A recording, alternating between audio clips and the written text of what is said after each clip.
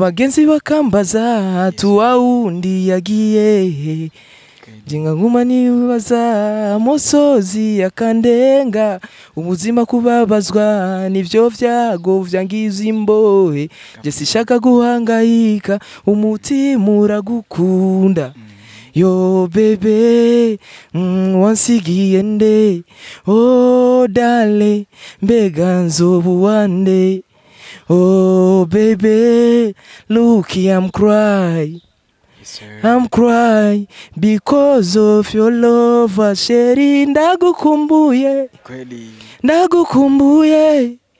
ndagukumbuye aho ndi umutima uragwara baby ndagukumbuye aho ndi umutima uragwara. Washabiki wa mziki wa Burundi, washabiki wa mziki East Africa, duniani pote. Wagwan. Bless the people out there. Mambo vipi.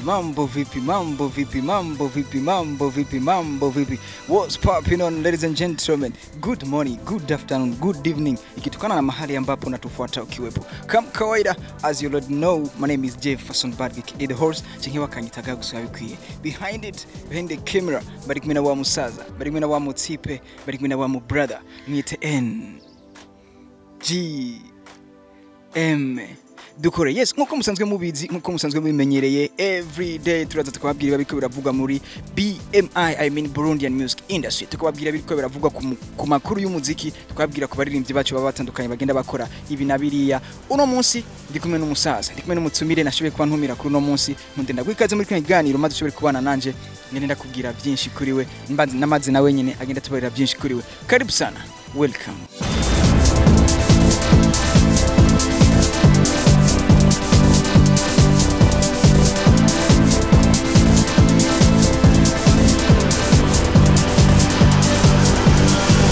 Yes, all right. Abakunzi ba Kiwacu Magazine mu kiganira Kiwacu Music nkuko mubibona, nkuko mwamaze kubibona, ndi kumwe neza na neza n'umusore ngahaberewe ameze fresh sana.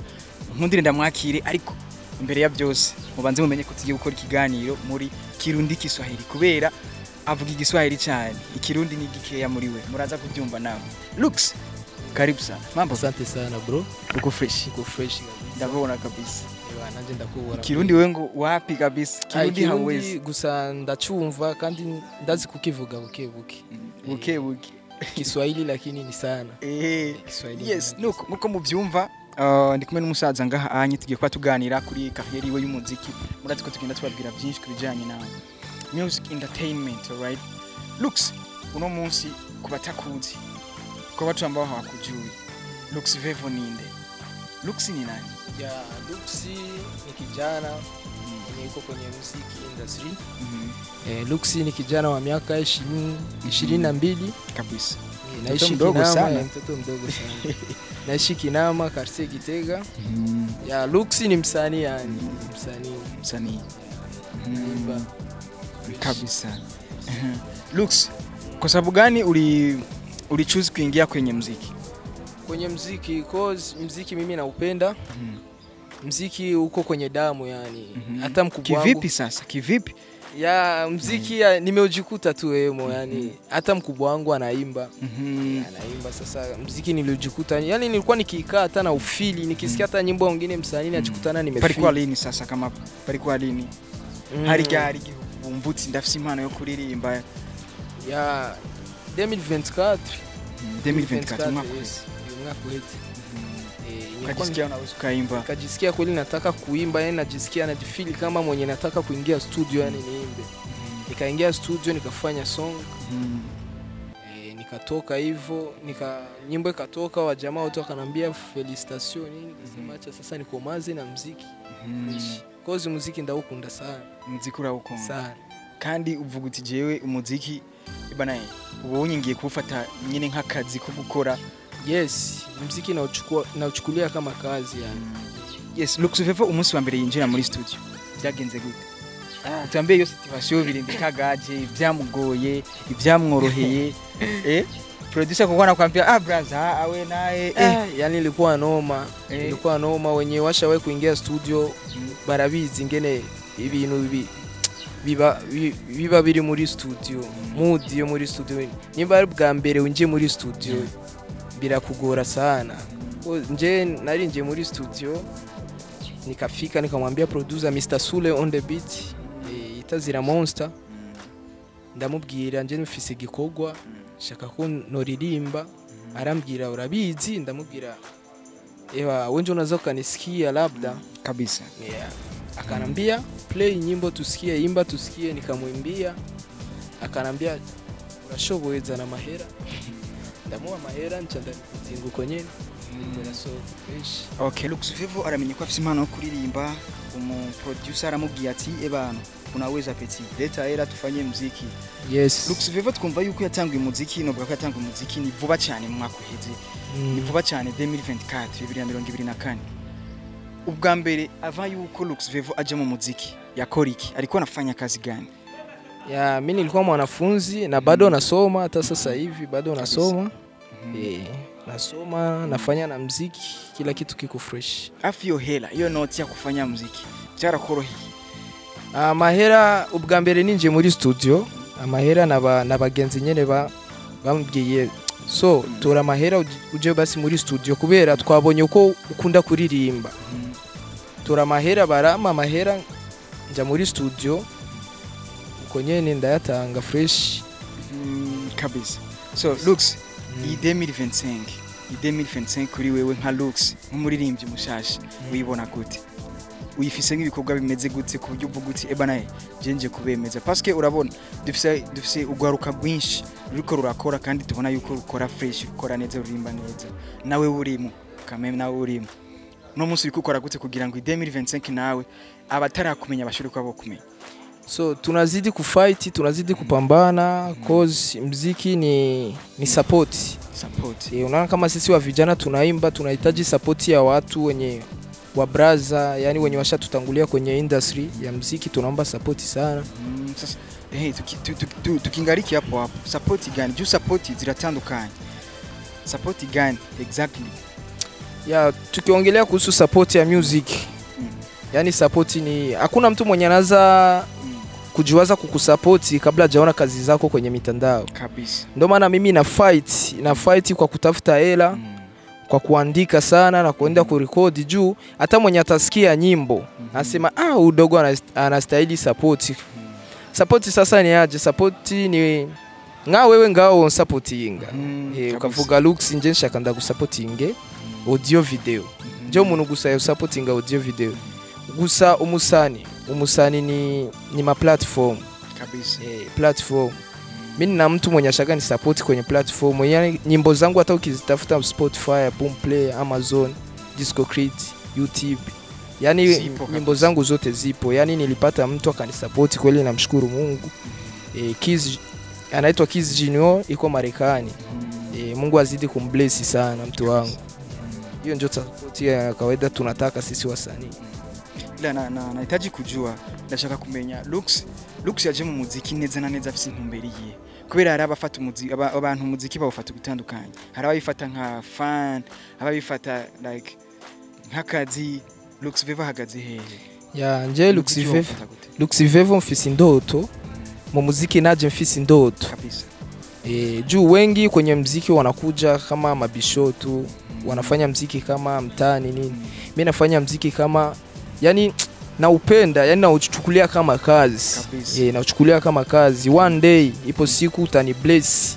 Muziki utani bless, ipo siku utanisaidia, nitakuwa hata na familia, uninunulie gari, nyumba, nimjengee nyumba mama yangu fresh kabisa. Yani mimi muziki nauchukulia kama kazi, na ndio maana nimefocus sana na nikatafuta watu kweli wakanisaidia, wakanifungulia mitandao. Muziki ni mitandao.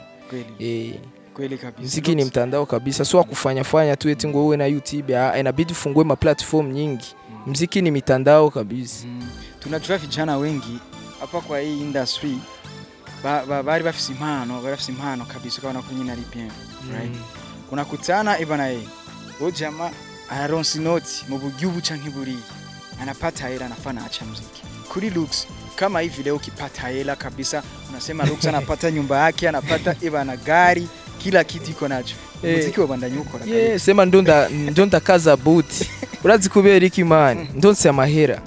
yo kubaka inzu yo kugura imodoka none nje amahera no yakura mu muziki ko na kandi akazi mfise ubu je nikorera umuziki gusa Luxury suri yuko umuziki wandanye ukora nje no ubandanya kandi fresh nkawukora neza na neza okay reka nje neza na neza ku ndirimbo zawe novuga umaze gushira kuri YouTube imbuga indirimbo zawe zigera kuri zingahe zitatu Mikono Juu Yeye hamwe n'iyo ndagukumbuye wise ndagukumbuye right nabonye muri novuga muri ndagukumbuye hariho gang nabonye yitwa Hila Gang ni iki kuri Luxury Hila Gang ni bande bamufashe iki Luxury wabibonye gute kwanza cyangwa Gang Killer ni Gang Killer okay Gang Killer alright yeah so Gang Killer turi abantu bane Gang Killer ni groupe yiwacu ni wanje nundi turaririmba turi babiri amabandi babiri baradusapotinganye ni twabafashe nk'aba concept wacu Gang Killer twayitwanguye umwaka nyene uheze 2024 Gang Killer nabagenzi nyene twakuranye ni watu wenye naza sema kama niko na idea ya muziki nikikuwa na idea ya muziki namchukua na waambia wazee sikieni hii nyimbo sikieni gisi ni wandika wananiambia oya ngahindura ngani fresh matuka tunafuka tunasaidizana si unajua tena maisha ya Burundi kujipiga wanafuka tunachanga hela tunafanya nyimbo tuko wasanii wawili na zingine nyimbo ziko tumefanya sasa kama Gang Killer zitatoka tu soon maana yake mtaendelea mnafanya kila mtu kivyake au wasanii wawili kila mtu kivyake hakuna idea kusema eti tufanye kakundi kama hivi tunaona zingine kundi hivi yani sisi ni kundi moja yani sisi ni kama Bilimani Boy ni kama Bilimani Boy kilikuwa anafanya kivyake Double J agakora kivyiwe nyene gusa bahuriye ku indirimbo imwe bagatwika why kubera iki mutoja hamwe ubwe mutireka twe dukore gang ntuze ya imwe team imwe byose byoshoboka kubera ko no munsi kuri muri Gang Killer bitari so ibyo bintu nituravyumvira sana oya nabwo badufise bona bureboga kusema umunsi umwe bizogenda ukuno gusange turatandukanye hapana sema ni familia tena familia kushwana binakuaga kwenye muziki nishagaona kundi nyingi zimeshwana kundi nyingi zimeachana ya hivyo siwezi kabisema yako maana Mungu ndio anajua si unajua tunaweza sema tumejiunga tukafanya baadaye tukakuja kuachana tukashwana lakini hivi gisi tumeamua ni Gang Killer team alafu kila umoja anafanya kivyake huko alafu tukikumbana nao tam nyimbo moja tunafanya yani fresh tu aoni kama Bilimani Boy agia kugira isambuke ni bigumu sana bishoboka kila mtu anafanya kivyake alafu wanakutanana kwenye nyimbo moja fresh wanaua timu ni ile upendo ni ule hiyo ndio fresh hapo ni so aba fans b'umuziki muri rusangi babitege kwiki yo abafanzi b'umuziki ndundi Gang Killer turaje vuba ari indirimbo tumaze gukora zibiri zitarasohoka ziracari muri studio zibiri sino zivuga amazina gusa mwoca mumbwira ndaziririmbe gusa zimeze fresh iko rero tukamye tuvuga abaririmbyi tumuririmbyi kiki twende kwanza kidogo na nyimbo yako kwanza kidogo yeye twende kidogo nilisikia hata wewe unaijua alafu wewe una sauti kwa inabidi wewe nikuimbishe siku moja bro hapana bro mimi kuimba sijui mzee ama so abafanzi b'umuziki mtanielewa maana nimekuja kikohozi nini na umwa fresh nangurira kwanza wewe uraizi sana ungenianzia hata kidogo hapo kwanza nikakusikia na wewe inaanza gaye kwanza mbona isahau baby numere nk'abandi yeah baby numeze nk'abandi wanguye mu mihanda nkubonye ndakwama yeah baby ukiwa mbali mia drive me crazy sijiwezi mon amour baby ukiwa mbali mia drive me crazy sijiwezi mon amour mimi na yeye mimi na yeye mimi na yeye, nitabaki mimi na yeye, mimi na yeye, mimi na yeye. Yes sir. Yes nuko iyo ni indirimbo y'umuririmbyi Lux Vevo kuba tarayibona cyangwa kuba tarayumva simbira kuri YouTube wandike yeye by Lux Vevo hama irabe wiryohererwe uyisangiza abandi ugire nico ushobora kumubwira ari impanuro ari ubufasha byose bikenewe kuri kenshi impanuro sana. Yes nuko afite n'indi ndirimbo indirimbo nshasha indirimbo novuga imaze igihe gitoyi cyane iri hariya kuri YouTube ni indirimbo yise ndagukumbuye. Indirimbo yise ndagukumbuye twende kidogo kwanza ndagukumbuye. Ndagukumbuye ni indirimbo abantu benshi bakunze. Ari radio ngaha iyo ndwi iheze nilisikia waliipiga mradio, mimi mwenyewe nikashangaa kama ni radio gani, kama ni Crazy FM. Ndagukumbuye ni indirimbo nakunze.